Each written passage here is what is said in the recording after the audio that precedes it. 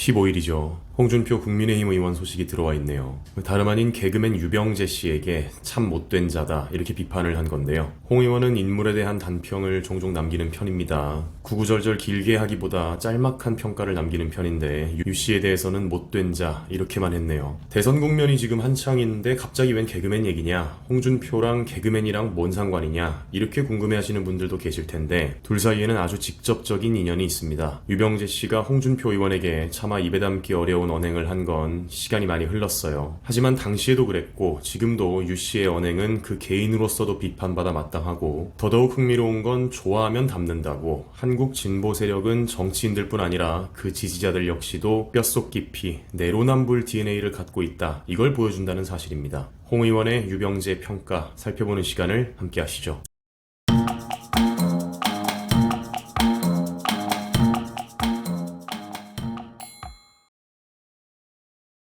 홍 의원은 14일 밤 자신이 만든 청년 정치 플랫폼이죠. 청년의 꿈 게시판에 솔직히 유병재 고소고발은 생각하지 않으셨나요? 라는 지지자의 질문이 올라오자 그자는 참 못된 자입니다, 이렇게 비판했습니다. 그러니까 정확히 질문을 어떻게 했는지 살펴보면 유병재 씨에 대한 평가를 해달라 이런 질문을 한 건 아니고 3년 전쯤 유병재가 홍 의원님을 상대로 성희롱 발언을 해서 화들짝 놀랐다, 그걸 본 당사자 홍 의원께서는 고소고발을 생각한 적은 없냐 이렇게 물어본 건데요. 홍 의원은 고소고발을 검토했는지에 대해서는 답을 하지 않았고 그자는 참 못된 자입니다, 이렇게만 답을 한 거죠. 유병재 씨는 방송 작가 출신 개그맨이죠. 사실 고학력의 작가 출신, 시사풍자 개그를 주 콘텐츠로 삼는 등 실로 그간 한국 방송계에서는 보기 드문 타입의 예능인입니다. 그런 유 씨가 본격적인 유명세를 얻은 계기가 바로 정치풍자 개그였습니다. 이명박 박근혜 전 정부에 대해 온갖 풍자 개그를 하면서 주가를 올렸고 그 과정에서 홍 의원에 대한 발언도 하게 된 건데요.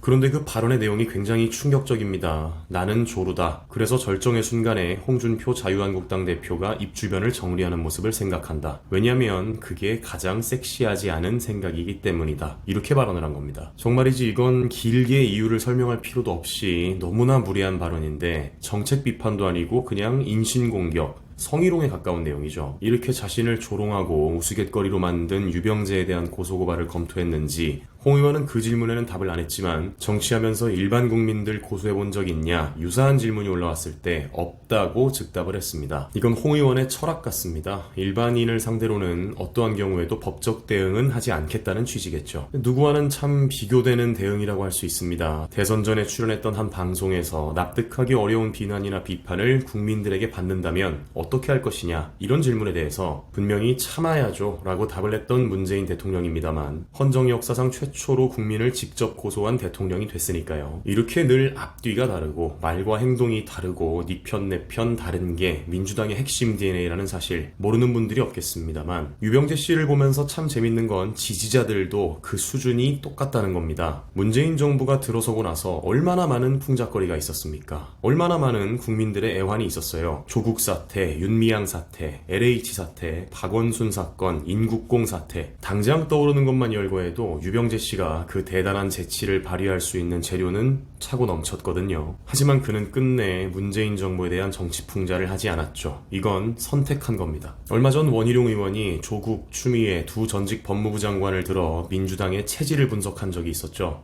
그 핵심은 현란한 내로남불 스킬까지도 안 먹히면, 그럼에도 불구하고 비판이 들어오면 잘못을 인정하고 사과하는 게 아니라 그 타이밍에 비판하는 쪽을 역공한다는 거였습니다. 그런 분석을 내놓으면서 원 의원은 보통의 인간이라면 찔려서 하지 못할 짓이다, 정말 놀라운 사고방식이다, 이런 말도 덧붙였는데요. 왜 문재인 정부에 대해서는 풍자를 하지 않냐, 왜 선택적으로 분노하느냐는 질문에 유병재 씨가 답하는 방식은 놀라울 만큼 원 의원의 분석과 일치합니다. 지금 국민들은 자신의 이중잣대를 비판한 건데 편을 드냐 안 드냐로 논점을 흐리고 국민들을 조롱해버린 거죠. 누가 편을 들어달라고 했죠? 애초에 이거는 편을 드냐 안 드냐 그 차원의 문제가 아닌데요. 본래 정치, 사회현상, 정치인들의 행태, 이걸 주제로 삼는 콘텐츠를 많이 만들던 예능이니 바로 그런 콘텐츠로 시청자들에게 자신을 각인시키고 주가를 올린 연예인이 왜 정권이 바뀌니까, 사람들이 바뀌니까 하지 않냐, 하던 걸 왜 안 하냐, 왜 대상에 따라 당신의 태도와 철학은 달라지냐? 그 표변과 이중성을 비판한 거예요. 그런데 거기다 대고 왜 내 편 안 들어줘? 이런 징징거림에 불과하다. 이렇게 말을 합니다. 하도 본인이 편을 갈라놓고 편에 따라서 생각과 행동을 바꾸니까 저런 생각을 할 수 있는 모양입니다. 사실 홍 의원이 유병재 씨를 저격한 건 이번이 처음이 아니죠. 지난 조국 사태 때 유 씨의 이중성을 지적한 바 있습니다.